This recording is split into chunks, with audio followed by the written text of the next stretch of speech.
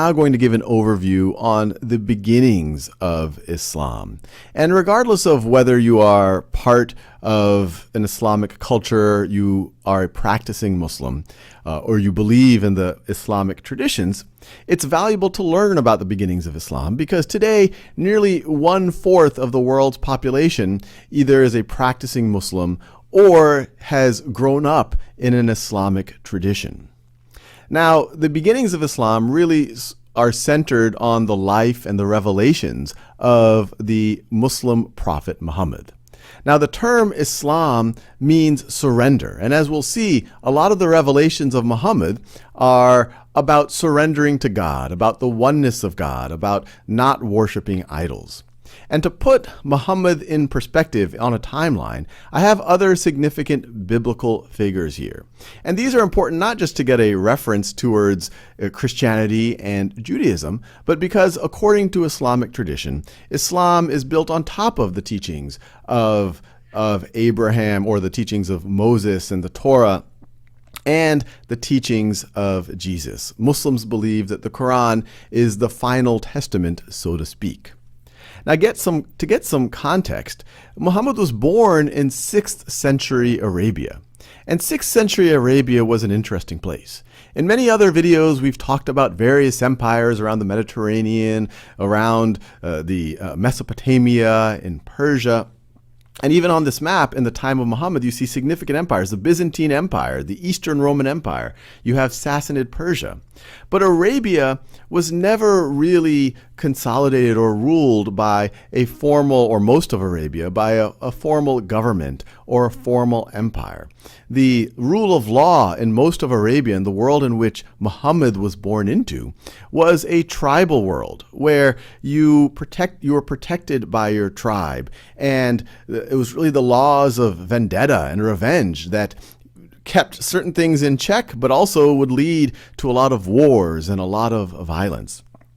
And within Arabia, there were many folks who are Bedouins, who were nomadic people who traveled through the desert, allowing their livestock to graze on whatever suitable land they found. But you also had settled people in places like Mecca. You had people who'd settled and started agriculture around oases. Remember, most of the Arabian Peninsula is really desert.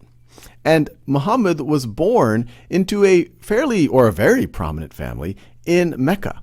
He was born to the Quraysh tribe. And the Quraysh tribe was essentially in control of Mecca.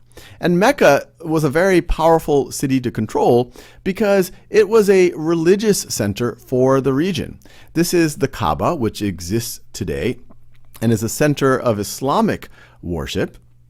And at the time, it housed hundreds of idols, which were important to the various tribes and people of Arabia at the time. And so you can imagine, as they did the pilgrimage towards Mecca to worship their idols, it also benefited the economy of Mecca in a significant way.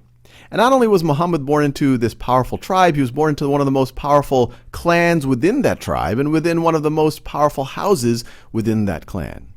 But even though he was born into this very powerful family, clan, and tribe, his early life was quite difficult. His father died right before he was born.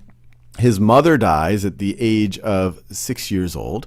And then his grandfather, who then takes custody of him, and by most accounts, he doesn't get a lot of privileges. When you're a member of a tribe, but you're essentially orphaned, the tribe is doing essentially just the base necessities to keep you alive.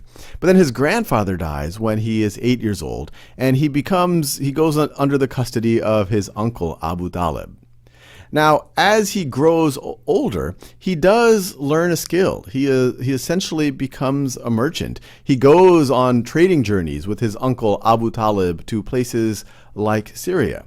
And as he does that, according to Islamic tradition, he gets a very favorable reputation. He gets these titles like Al-Amin, the trustworthy one, or Al-Sadiq, the truthful. Now, he continues doing that until the age of 25.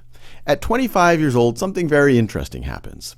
A very wealthy widow, arguably one of the wealthiest people in all of Mecca, who runs a vast trading enterprise, Khadija, who is 40 years old, she employs Muhammad and apparently is so impressed by his honesty, by his ability to be trustworthy, that she proposes to him.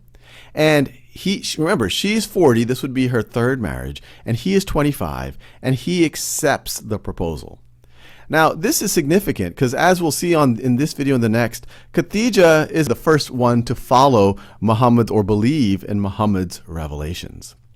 So he continues to work with his wife, arguably work for his wife. And then in 610, he's now 40 years old. He is praying in a cave on the outskirts of Mecca. And while he's praying, he is purported to get his first revelation from God, according to Islamic traditions. And that first revelation, and this is the mountain where it is purported to happen, the mountain of light, Jabal al-Nur. This is the cave Hira. The first revelation is proclaim in the name of thy Lord and Cherisher, who created man out of a clot of congealed blood. Proclaim, and thy Lord is most bountiful, who taught by the pen, taught man that which he knew not. And so Muhammad, according to Islamic accounts, he's kind of very concerned by this. He does not view himself as a preacher. He does not view himself as someone who should be a prophet. And he goes to Khadija, and he's worried, and Khadija takes him to her Christian cousin, who reassures Muhammad, who tells Muhammad that he believes that he is a prophet in the tradition of Abraham and Moses. And so that, to some degree, makes Muhammad feel a little bit better. And he doesn't have some revelations for a while, and he becomes concerned. But then he eventually starts to have many, many revelations. But he keeps it to himself at first. But roughly 3 years later, he starts to publicly preach these revelations. So these revelations, which really talk about the oneness of God, there's no God but God, it's very appealing, especially to some of the economically lower strata. But you could also imagine it's very, very threatening to the establishment of Mecca. You have to remember, the establishment of Mecca, it revolves around the worship of these idols. And now you have this guy, a member of the Quraysh tribe, the tribe that worships Hubal, the tribe that is in charge of Mecca, that benefits from all these people worshiping these various idols. He's now saying that idol worship is a sin. He's saying that there's no God but God, that all of these idols are false idols. And so the Quraysh tribe, Muhammad's own tribe, begins to significantly persecute the early Muslims. So much so that many of the early Muslims have to migrate from Mecca to the kingdom of Aksum, which was ruled by a Christian king who protects them from the Quraysh tribe.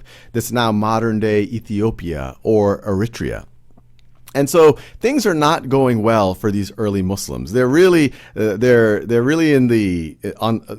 being targeted by the Quraysh tribe. They're being killed. They're being tortured.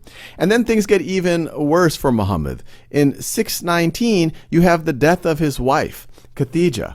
And just to get a sense of how powerful Khadija was to Muhammad, we have this quote that we get from the Hadith, which are accounts of Muhammad's life and sayings.